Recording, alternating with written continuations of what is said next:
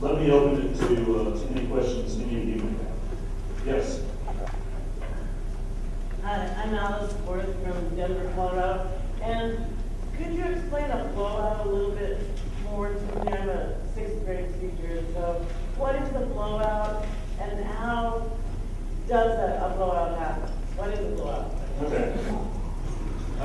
Well, I was asked to repeat the questions because we're videotaping this, and so Alice asked, well, what is a blowout and how does it happen? Basically, you know, if you take a bottle of Coca-Cola and shake it up so that the carbon dioxide comes out of the liquid and it increases the pressure inside the Coke bottle, and you open the top, you get a blowout. I mean, that's all it is. You've got liquid and gas in the formation under a great deal of pressure.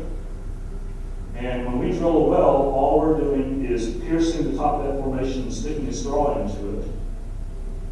And the oil and gas flows out on its own. Now, we have equipment that's supposed to control that pressure. We have wellheads that are designed to handle more pressure than we might ever see from the formation. We have pipe that's supposed to handle more pressure than we might ever see from the formation. In this particular well that blew out, we had pipe that cases the side of the well that's supposed to control the pressure from the formation. We had cement that uses grout around the side of the pipe to hold the pipe in place and seal off against the formation.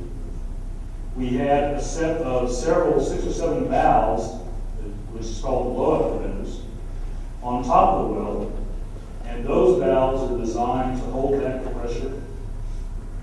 And we had drilling mud in the hole when the well was drilled, which is a very heavy fluid. It's heavier than the pressure coming from the formation.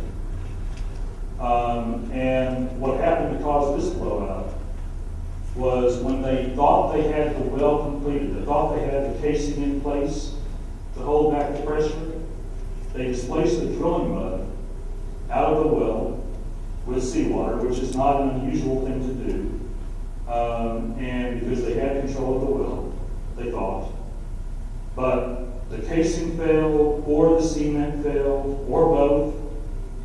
And so they didn't have an adequate seal on the formation to hold back the pressure. But that's all it is you're holding oil and natural gas under pressure. You know, if you've seen some of the old movies about the industry, you see the oil flowing out of the well. It used to be many, many decades ago, you know, in the early 1900s, when they drill a well, that's how they knew they had a well, was when they hit a formation. They drilled into the formation, usually with just kind of a pounding rock bit. They would hit that formation, and immediately the gas or the oil would start flowing out of the well, because it's under enough pressure, just like that Coke bottle, to shoot out of the well when you get to that formation. Other questions? Yes, back here. I'm Lisa Lester, and I live in Fort McAdam, Texas. And we don't get as much news as I was used to getting on things like this when I lived in the Houston area. And my husband worked for Texaco doing geologic modeling, so I have some background on that. I am not one of the people who you're hearing who will want to shut down any new, close off anything out there.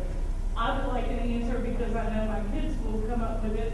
If we never did any more offshore drilling and shut down what's out there, like some people are adamant that that's the way to go, how soon in the U.S. would we run out of U.S. oil? Approximately. Yeah, that's amazing. You know, we currently are under a 6-month moratorium on drilling in deep water in the Gulf of Mexico. The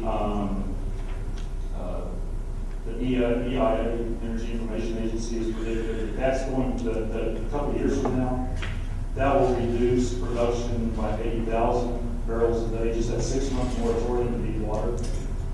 If we were to actually just stop drilling offshore, since offshore is such an important part of the production, the oil production in the U.S., I would, this is a wild guess, but I would estimate that starting beginning about a year from now, oil production in the U.S. would decline by Because every well we drill has a lifetime. We drill it when we drill a well, and we've got that good natural pressure that causes the blow well, and so the well flows freely. It produces more oil in that first year than it will ever produce again. And so we typically have a natural decline of about 20% per year in most wells. And so over time, those wells die out. And so, you know, we would decline significantly. We have to continue drilling more wells, finding oil in more places if we want to keep production up.